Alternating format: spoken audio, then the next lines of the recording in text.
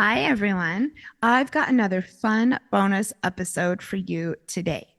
It is all about setting up a great home solo style.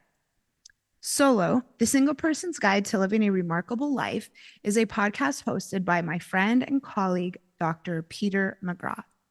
I am lucky enough to know him and to have been invited on his show now several times. And we've got another one coming up next month on friend breakups. So pay attention. In this episode of Solo, we both talk about setting up a space as a single person that is conducive to living a remarkable life. Having a home you love is crucial no matter where you are on your single journey. I hope you will enjoy our conversation. Welcome back. My return guest, her fourth appearance, is a breakup coach and the host of the podcast Sex and the Solo Girl. She's passionate about helping people from all backgrounds to beat their breakups, overcome loneliness, and make the end of a relationship the start of a powerful new beginning. She is also quite active in the solo community, which you can sign up for at petermcgraw.org/solo. She joins me in the solo studio today to talk about creating your solo space. Welcome back, Janice Formicella. Thank you. I'm having fun already. You're shot out of a cannon in the morning, I can tell. Yes. So you suggested this topic. Why do you think creating a solo space is important? Why is it important to have an intention around this idea?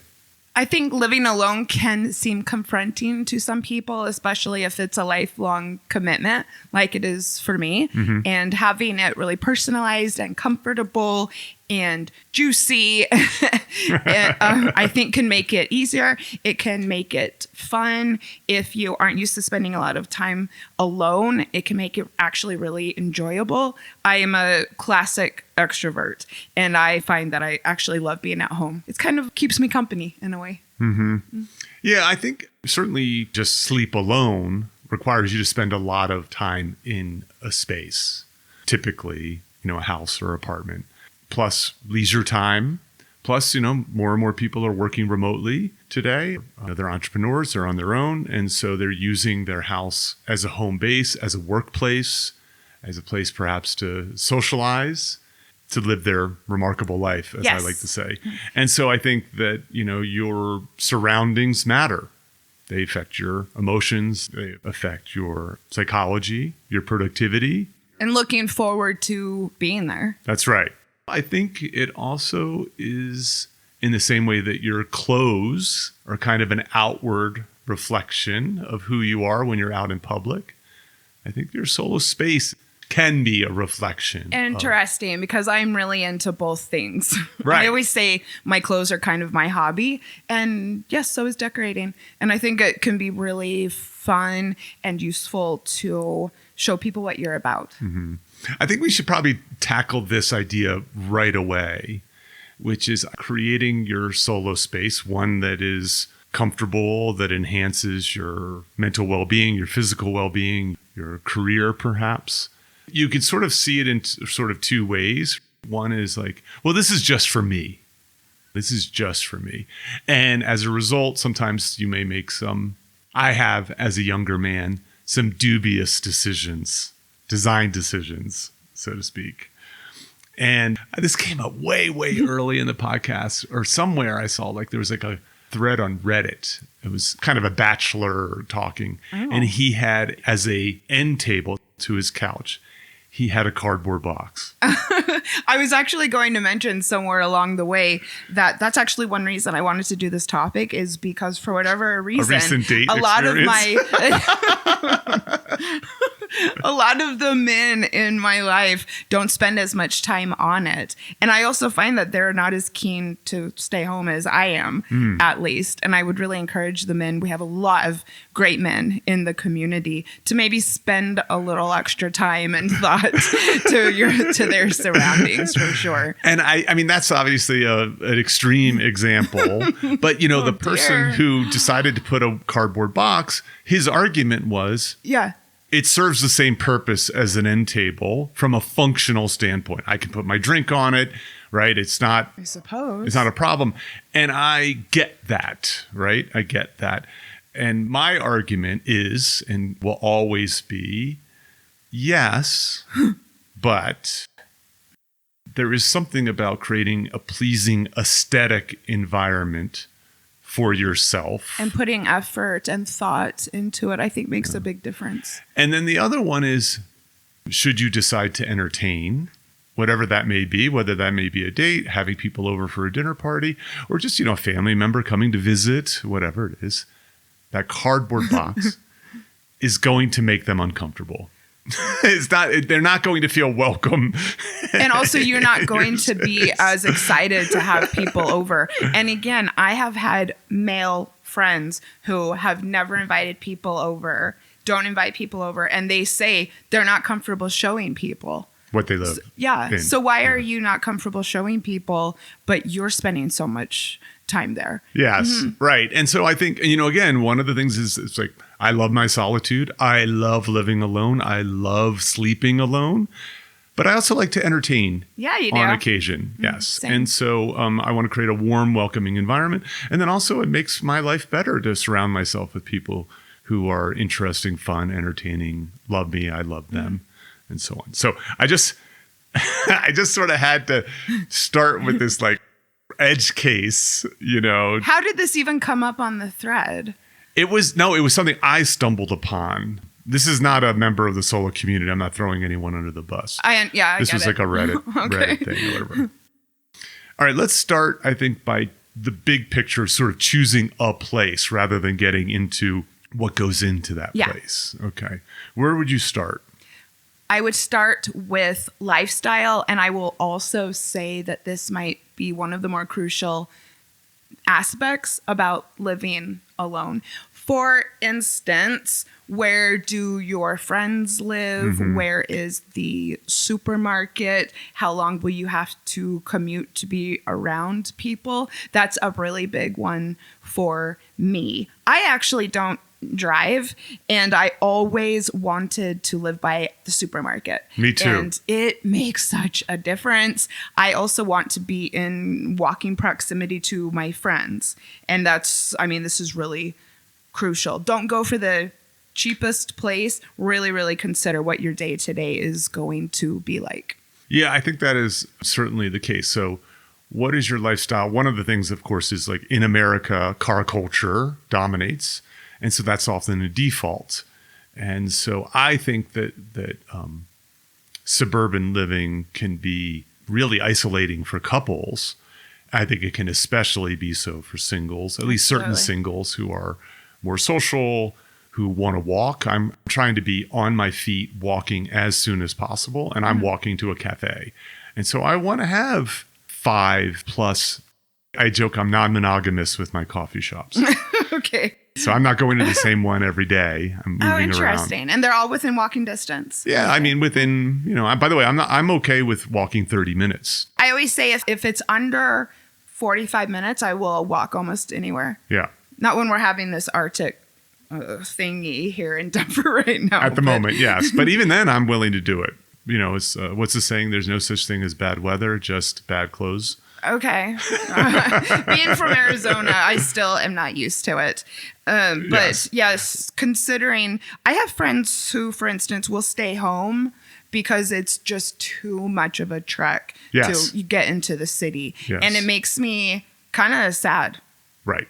So I think that consideration of lifestyle. So Zachary in the solo community wrote, location is big. Being close to your people or key activities is important.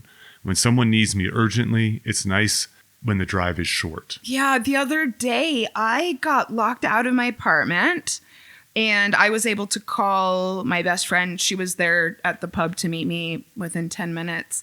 And I felt very moved that I had, somebody who could come to my rescue so quickly. Yeah. So I think your sort of activity level, how social you are, where you work, how you work, trying to figure out how to do this. And unfortunately, Housing is a major expense for solos, more so than for couples. 30% more, I believe. And so you often, there's a saying in real estate, location, location, location. And so you might have to pay a bit of a premium for your lifestyle. And if you can make that happen, that's great. Okay, let's talk next about the type of space. Mm-hmm.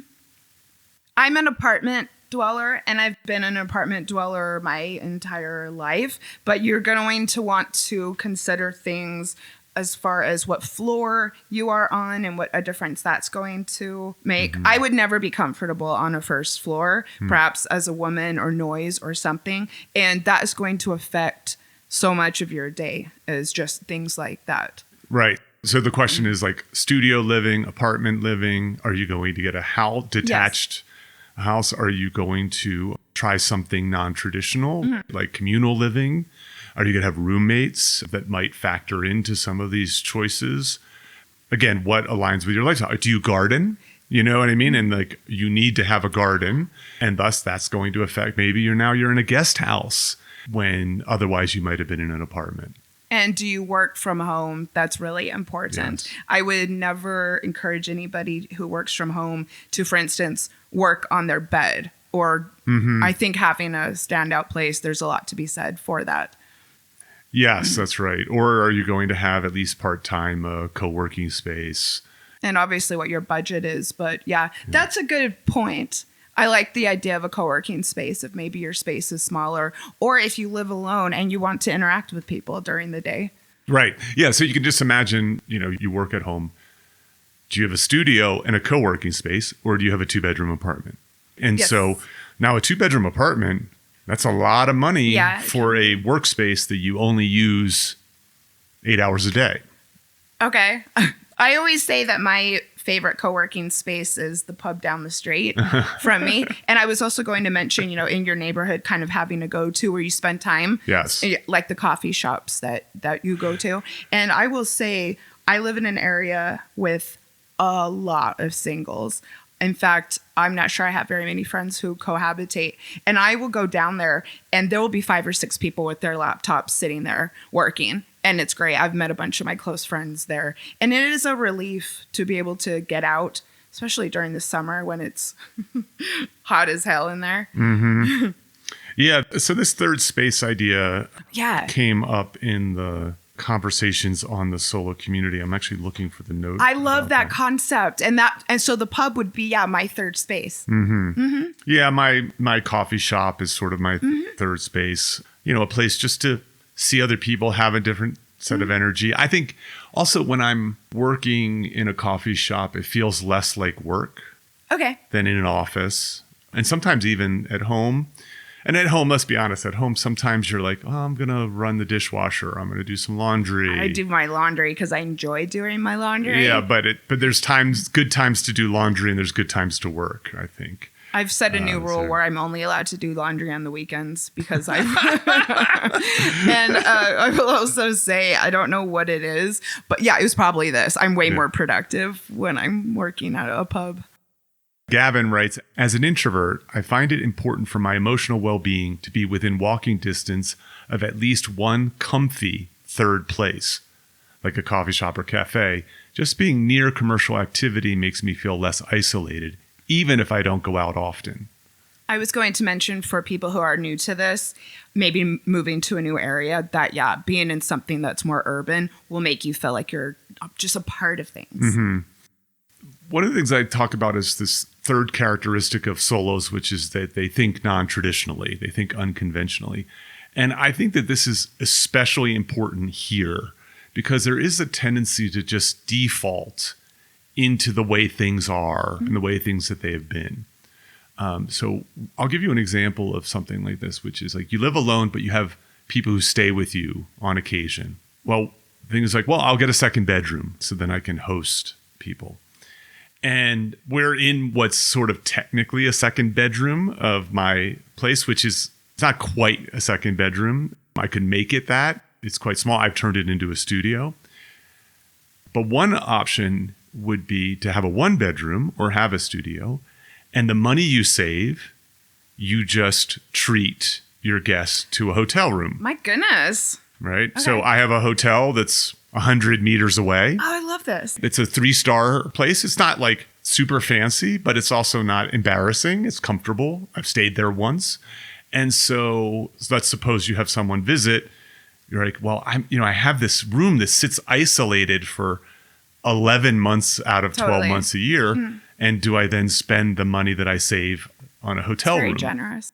And I'm sitting here so amazed, but of course, when I have people stay over, I have a friend who has a studio apartment. Uh-huh. Her boyfriend lives in the area. She will go stay with him. Perfect. For Even better. In the bill. Is it in the building? Yeah. Oh, it's not in my building, Okay. but it's down the street. Because again, I'm lucky enough that I've met people out and about. Mm-hmm. And yeah, it's a great situation. Perfect. Or sometimes inquire, does your apartment complex have a unit that they rent out? I think that actually might be the case here in my building. So sometimes they have a furnished apartment that they rent out to members of the community. I've seen the signs for it, actually. Oh, Yeah. look at that. See, I didn't even know that. Yeah. So I would say this is like, of course, what we're talking about right now is question the assumptions, think about your lifestyle, think about your needs. And I think I do that with the car thing. I've lived in New York City. I've lived in Melbourne. I didn't have a car for years. People ask me all the time why I don't, but several of my friends in the same neighborhood don't. And again, I'm thinking outside the box. There's a different lifestyle I want to have, and it works for me. I Yes. forget sometimes that I don't have a car. Yeah. Yeah. When I think about, when I first started living on my own, like you needed a car.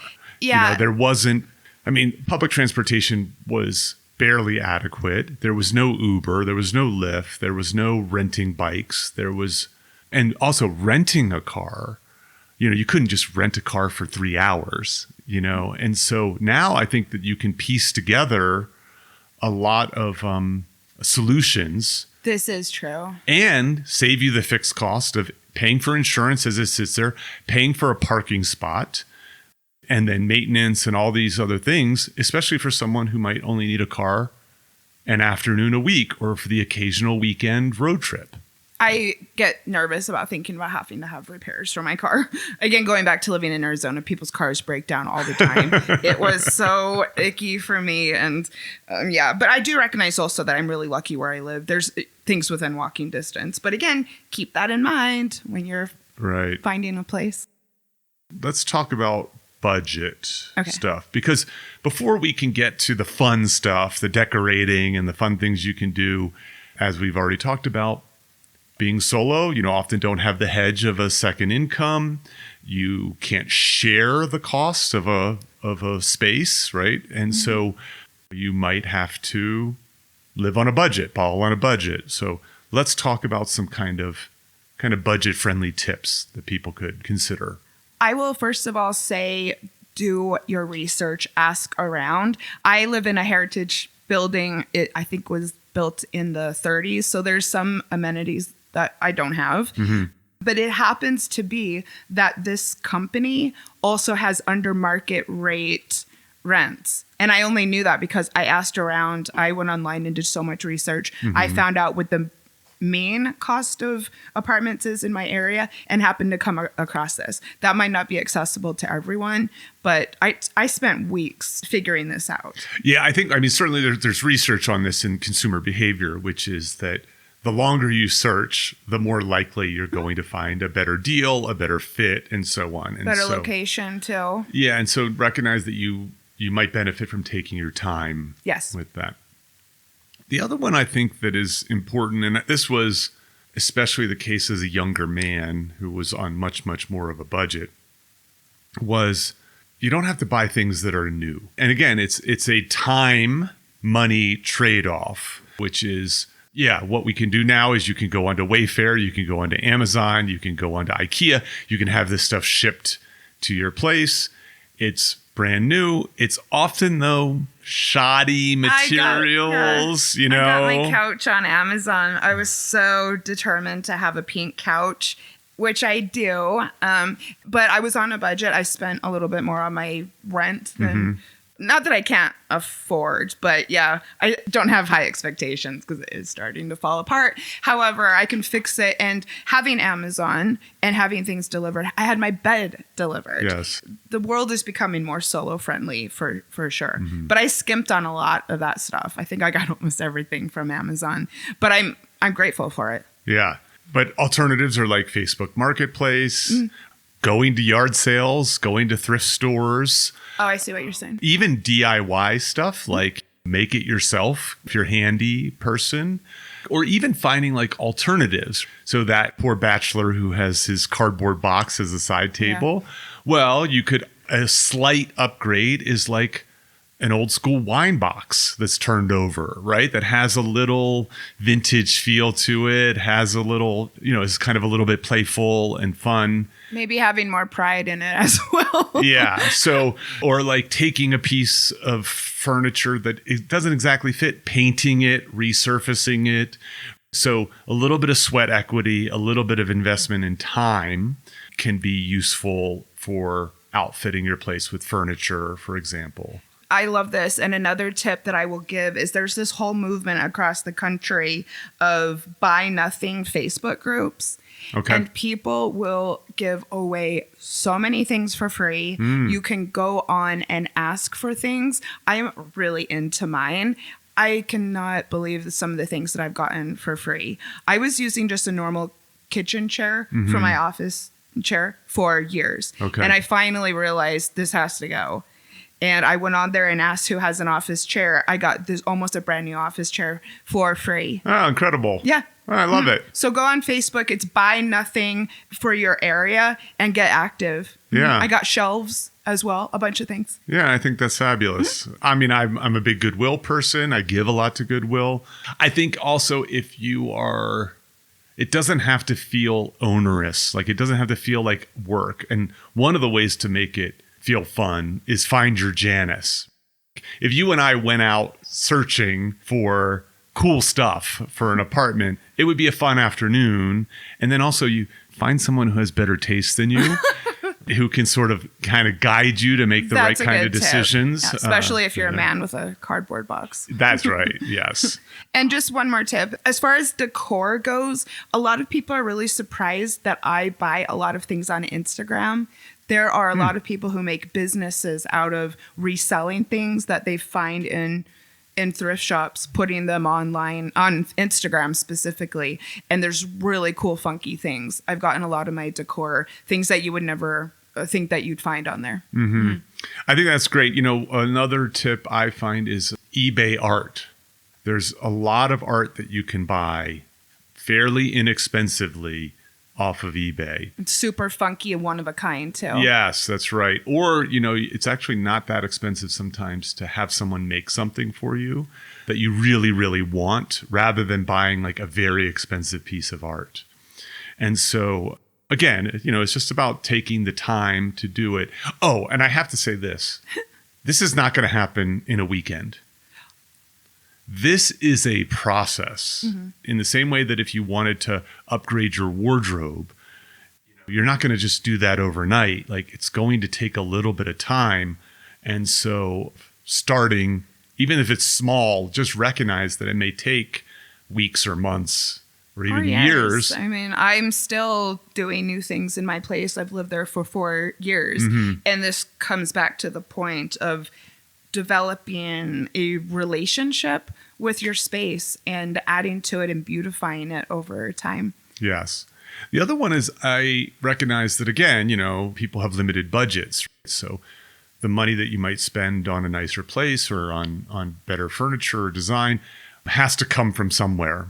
And so I don't want it coming out of your retirement accounts or your emergency fund, but maybe, and we have a solo cooking episode that I would point people to, starting to prepare your own food rather than Uber Eats or DoorDash or going out has, multiple benefits. It's typically cheaper, it's typically healthier, and because you have this nice space, you get to enjoy your space with a really enjoyable, healthy home cooked meal. And that goes into self-care, which I do think having a nice place to live is a part of self-care, and making a nice dinner is part of that as well. Just one more DIY tip. A lot of the ideas that I've gotten from my place, I got off of Pinterest. I could see that. Yeah. Right. I could see that. Mm. And, one of the very nice things about Pinterest, about having a friend who has good taste, is you can learn to have good taste. Oh, yeah. It's not going to happen overnight. I would not say that I had good taste in my 20s and 30s. I developed it by paying attention and trying to just be smarter about design and about art and learning. And so this can be, again, it shouldn't feel like work. It should feel like play. Definitely. Right? It should feel, in the same way that like maybe going to the gym at first feels like work, but then eventually feels like play. You do it because it makes you feel good. I think this is a similar dynamic. You mentioned self-care. One of the things that came up in the solo community got me thinking about these don't have to be major like costs. Allie wrote, I love the calmness of my home now that it's just me. I've learned I like quiet, low light evenings after active days, and creating this space has been so empowering, right? So even just getting the right lighting or candles, the Hygge episode is about this idea of comfiness. And so candles are an important part of this, or just having like a nice blanket, especially in the winter, to sit on the couch and just feel good. That's a fairly modest investment in money that can have a major effect. Yeah, I like what she says about coming home and feeling calm. Mm-hmm. And that's what putting a little more effort into your space. I love that it makes me feel, at ease when I come home. What are some things that either you do or people could do to help that sort of welcoming feeling? I am very tidy. Uh-huh. And coming home to a tidy home is relaxing. It makes me look forward to it. And also something that's hard, especially in a heritage building, I don't have a dishwasher. Okay. And going into the kitchen with dirty dishes makes me personally really stressed. And so I try my hardest to keep up with it. In fact, one of my goals for the week is to always have the dishes done. Mm-hmm. I found that I was falling a little bit behind, and I didn't like it, seriously. And so now I just put a little more effort in. Coming home to just like a perfectly clean kitchen is a great feeling. So. Yeah, so there's cleanliness and tidiness. I think both of those things are important. There is a tidying up episode. I feel like there's an episode for everything that we're talking about right now. I don't know the tidying up episode. I'm very familiar with the food episode, but... It's with Suzette Smith, who's a professional organizer. It's an outstanding episode. Oh, cool. Okay. Yes.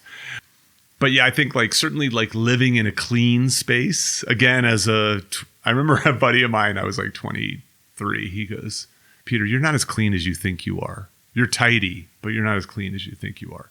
And so having a clean space, especially your bathroom, your kitchen, again, makes you feel good and also is welcoming to people who are visiting you. Having little rituals. I mean, I have wipes in my bathroom. Mm-hmm. Every single day I'm cleaning it up. Yes. Also, you want to feel at ease when you go into your bathroom. Indeed, yes. And then the tidying up thing, again, there's these sort of two levels to it.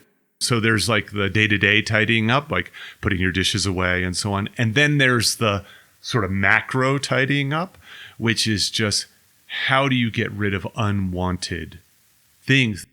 So one of the things that happens, I think a lot, and I've talked to like real estate agents about this, like when they prepare a space to sell, staging a place, one of the things that a professional stager will do is just get rid of like 25% of the stuff in the space.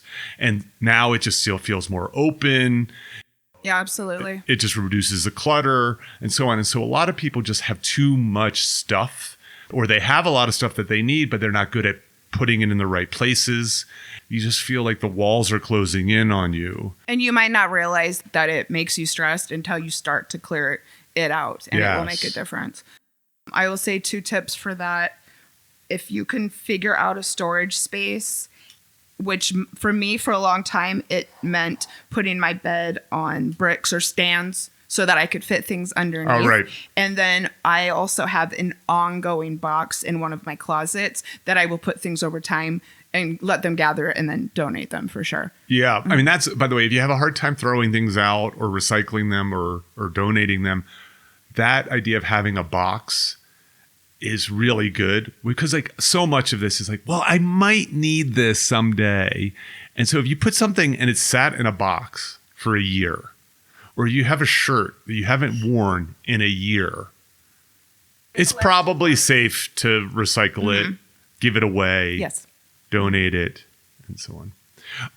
I have a friend. He has this great technique to help him overcome his procrastination when it comes to household chores. Okay. Yours might be doing the dishes. I have a tip that I'll give after this. Another one I often find is like folding clothes or putting clothes away. You don't have this problem because you're obsessed with your laundry. I love it. But a lot of people, the clothes go from the dryer into the laundry basket, and then they just sit there. And maybe now it sits on the floor of your room or whatever.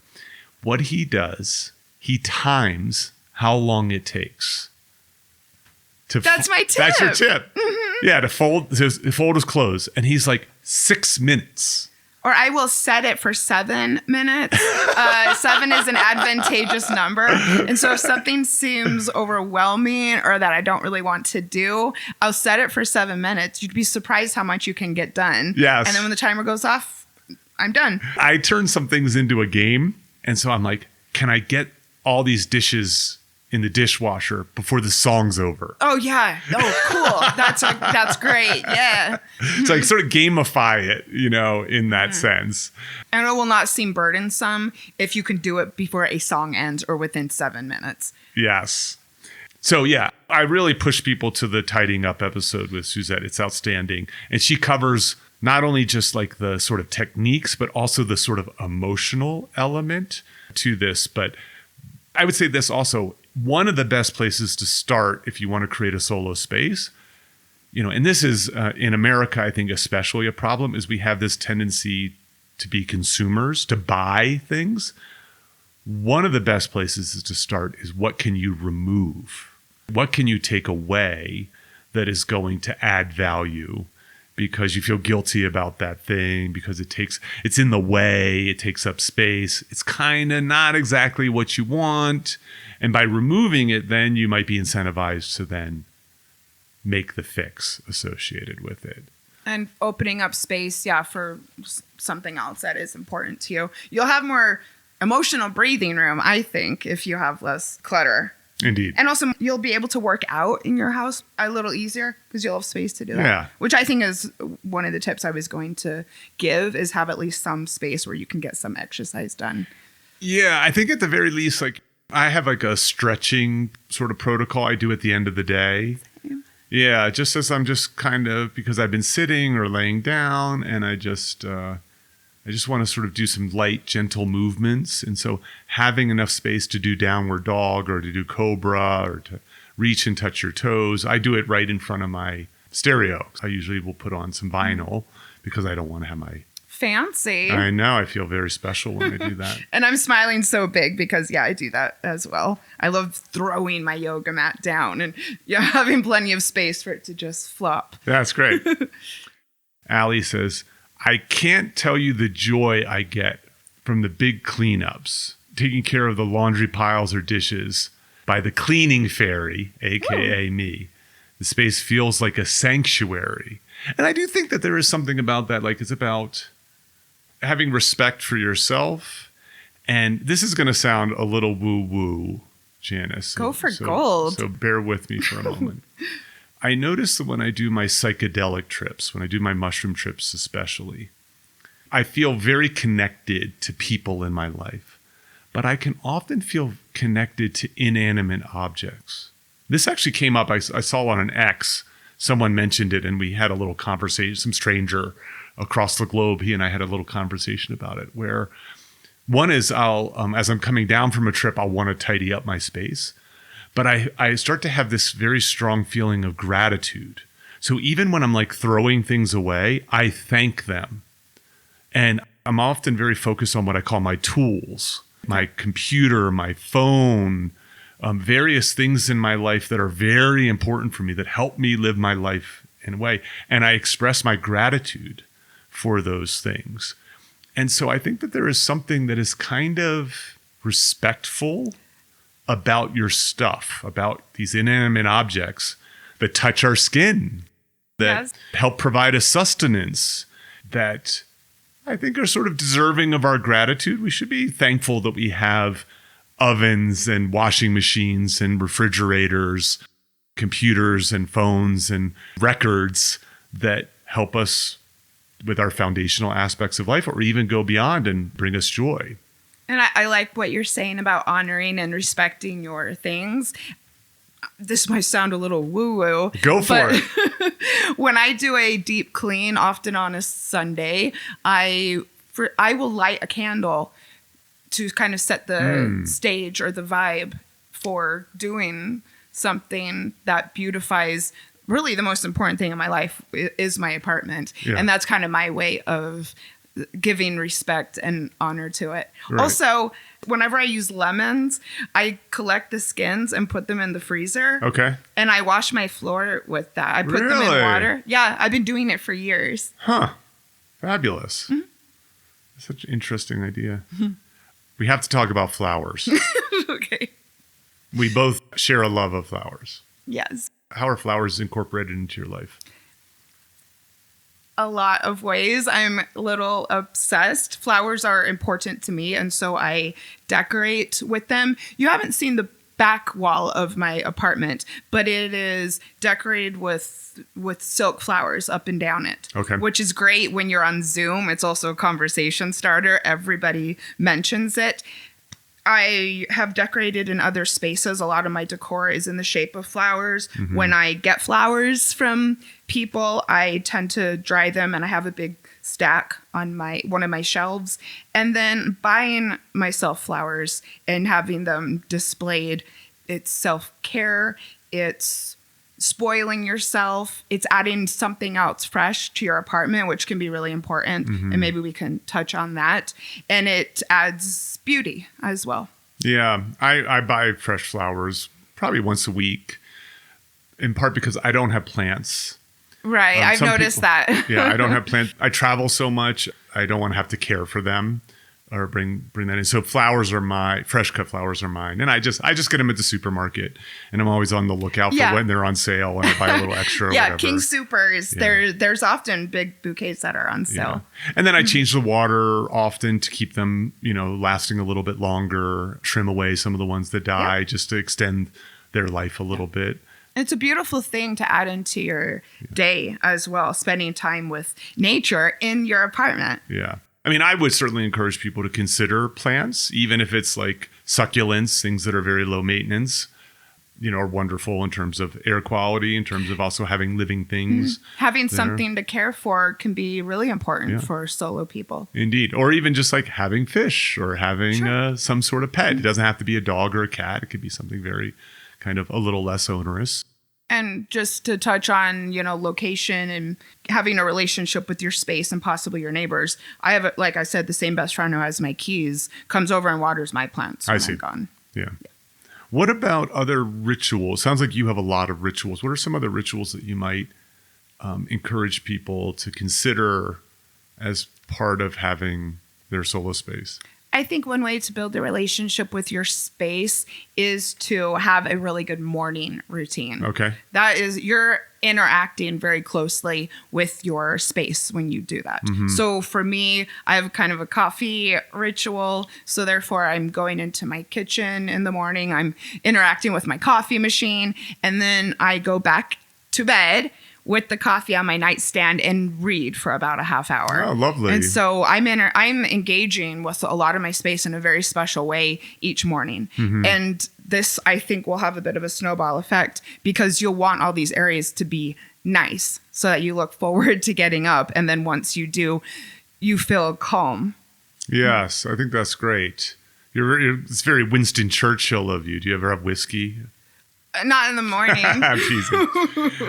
But yes, I actually love whiskey. I'm a Winston whiskey girl Churchill for spent a sure. lot of time in bed in the morning, kind of doing work and so on. I'll add one. I'll often do my tidying up at the end of the day so that my space is super clean and ready to go for the next morning. I don't want to spend I'm at my best in the morning.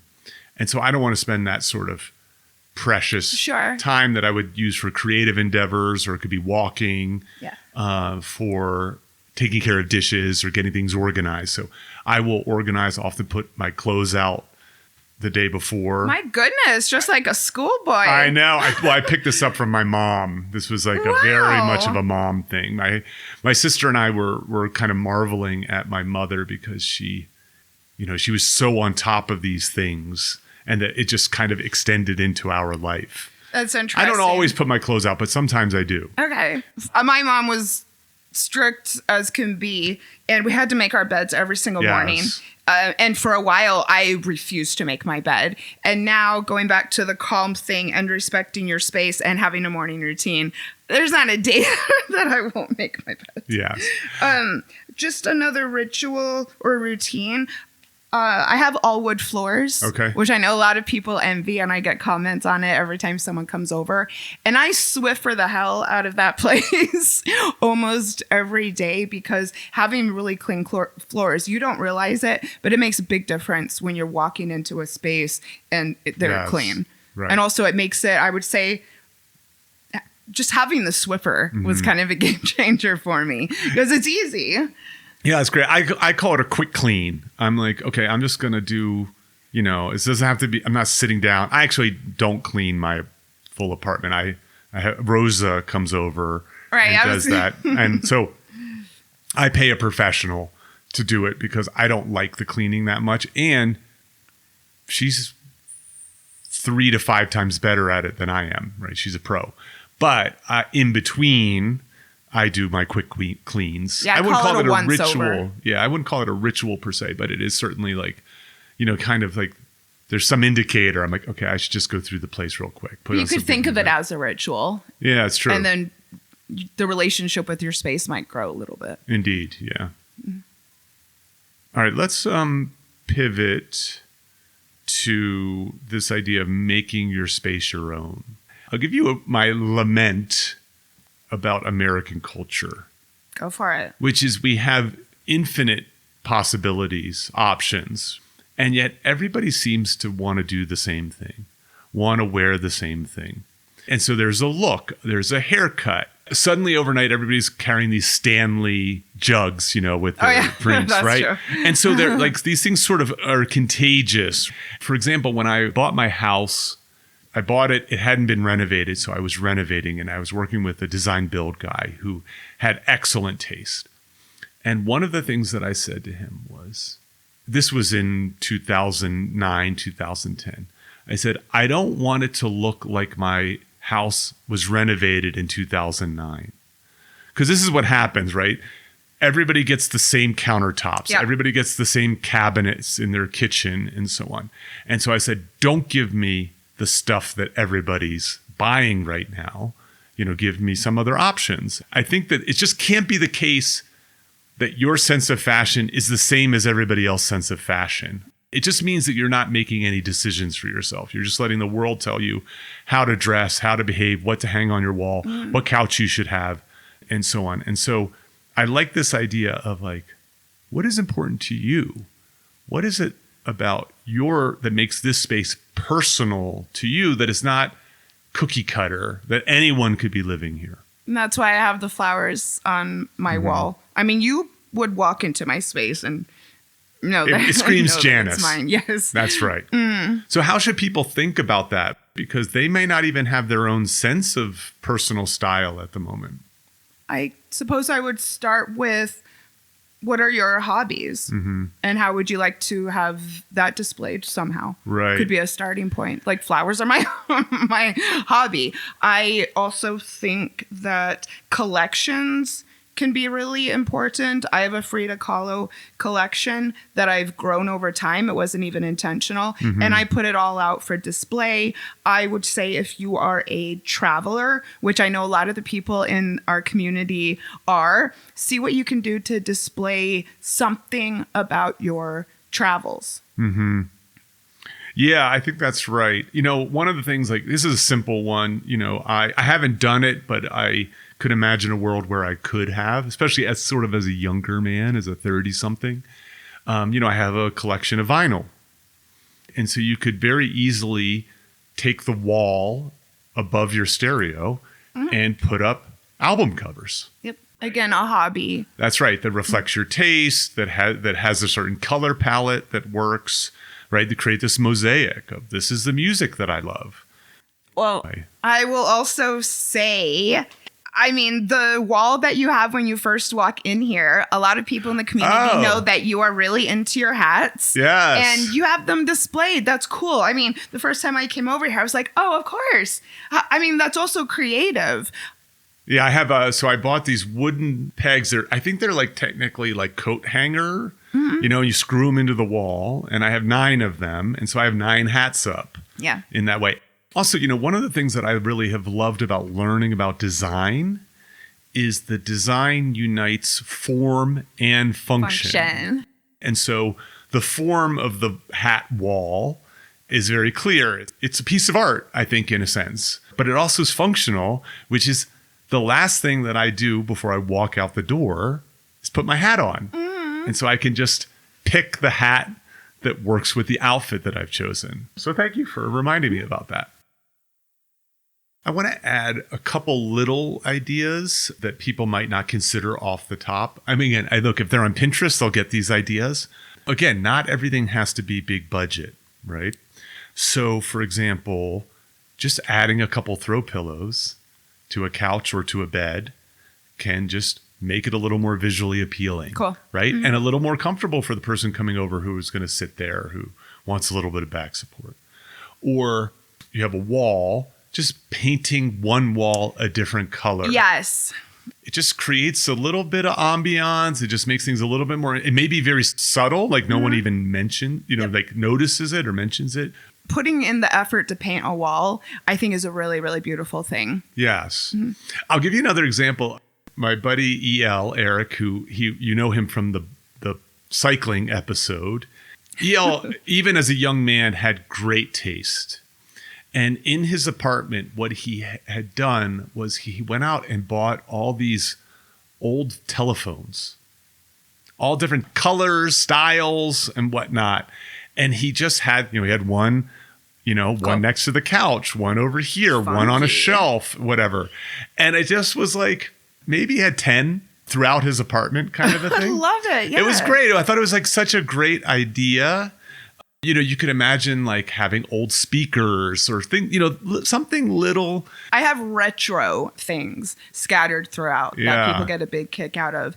And I bought most of them through Instagram, as I was saying earlier. That's fun. At one point in time, I had like little sort of face or head related knickknacks that I had picked up around the world. Oh, cool. They would just be on a shelf or on a table or something like that. And that was nice because it gave me something to do when I was traveling solo. They were small, so they were easy to transport. And then they were often conversation pieces. Yeah. Right? Oh, I love your Ganesh. Where'd you get it? And you could tell the story of finding it and negotiating for it, et cetera, et cetera. So again, I don't think you need to throw tons of money at these things. It's sometimes very simple little changes can have a profound effect. Yes. And I will reiterate the tip about houseplants. It makes such a big difference. And it is very unique and personal what people pick out. Mm-hmm. And so I will say, if you're really feeling lost in all of this or not knowing where to start, I would say houseplants. Yes. Mm-hmm. Yeah. I think that's a great place to start. Mm-hmm. Yeah, certainly. Oh, I have to say another one. And it's connected a little bit to rituals, and it has to do with your phone. Okay. You should have a place for your phone and for your things more generally that is outside of your bedroom. So, for example, I have a drawer that I keep my wallet, my keys, my earbuds, and they always go in that drawer. It's in my kitchen. And it's on the way out the door. So I never have to search for my keys. I never have to search for my wallet. Some people put it in like a little container. They have a little stand by their door, right? I have an old cake stand that is really cool. And I keep it, right when I walk in. Keys, sunglasses. Yeah, I'm not as strict about my phone personally. But and AirPods, things like that. And I advocate for people. I'm very lucky I don't have to set an alarm in my life. I think that's like one of the true testaments of true freedom, is that you don't have to set an alarm. But when I do, I have an old school alarm in my bedroom, and my phone remains in the kitchen being charged. And that way I'm never tempted to look at it at night. I never, it gets turned off and put away before I go to bed, and so on. And so having the right place for the most important things is, I think, end up being important. And it also goes back to clutter. Mm-hmm. Indeed. A place for everything and everything in its place. I don't know where that came from, but I want to return just very quickly. About half the community is not interested in dating.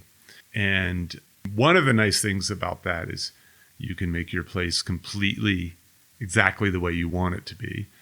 But I would say that if you are interested in dating, and if you're especially interested in having someone visit you, I mean, I've told this story once before where we'll call her Daisy. I went back to Daisy's apartment, and I was so horrified by her apartment. I've had the same experience. That as much as I wanted to have sex with Daisy, I could not bring myself to have sex with Daisy. Yeah, I totally get this. I went home with someone once. I don't think the carpets had ever been vacuumed. Oh my God. I felt so uncomfortable. And yeah, great tip. So just remember that people will judge you.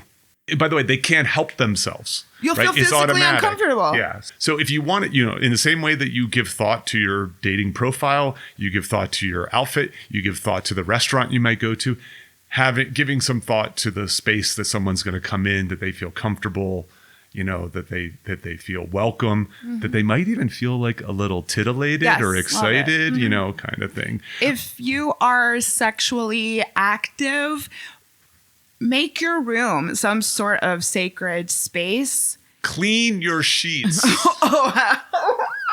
Yes. Right? I mean, you're sleeping there as well. Yeah. But yes, make it inviting, make it a space that your sexual experiences will be. That's right. Yeah, special. I call it, my sacred space. And I also don't work in your room. I would say, keep the TV out of there. Sleeping and self-care and other sex. activities. Yes, that's right. By the way, I want to say this. I wash my sheets every 5 to 7 days. Yeah. At 7 days, I'm like, well, it's about time. Some people can go longer because they shower before bed or whatever. But wash your sheets. It's good for you. Yeah. It's good for your skin. You notice a difference when your sheets are clean. I know a lot of people listening won't be doing it as often as us, but I would challenge you to do so. Yes, that's right. Okay, I just had to say that. It came to my mind. What are some final thoughts or takeaways reflecting on this conversation, or something that we haven't addressed? I will simply say that forming a loving relationship with your space can change your life. I think it can change your solo experience. And I would also encourage people to think of it that way, as having a relationship. Yes, I think that's well said. It's a self-celebration, I think. Yes. I will just reflect a few ideas that you don't need a lot of money to do this well. It's a matter of having a plan, doing it thoughtfully. Take your time. Yeah. It's not an overnight thing, in the same way that tidying up might be a 6-week process. Filling the space with things that reflect who you are and make you feel good. And I would say you don't have to do it on your own. Even though you may live in the space alone, you may spend incorporating friends, advice, other people, now makes it sort of a community thing. But again, you get to be the ultimate decision maker in there. This is just input, advice, and so on. And then recognize that it's just going to be a learning process. And a great one. Yeah. Well, thank you for suggesting this idea. It's an outstanding one. It's a fun one. It's a fun project to have, especially in these sort of winter days where you might feel like a little bit, kind of stuck in your place because of weather and so on. A little project here or there is kind of a good way to get you moving and get you kind of being creative. I've been really thankful for having my space recently here in Denver. Indeed. Well, thank you so much, Janice. Thank you. This was fun. And also good luck to everyone out there who's going to take this on. Yeah. Yeah. Oh, one last thing. If anybody who's stuck around this long, I want to thank you. I have a workbook that is coming to the community soon, and you are very kind to give me notes and feedback and so on. One of the exercises in the workbook is about your solo space. That's right. Yes. So it's reflected in there so that anybody who ends up buying the workbook, there'll be at least one exercise that gets you thinking a little more deeply about this. And more deeply about your solo lifestyle as well. So yeah, I encourage everyone to check it out. So thanks. Cheers. Cheers.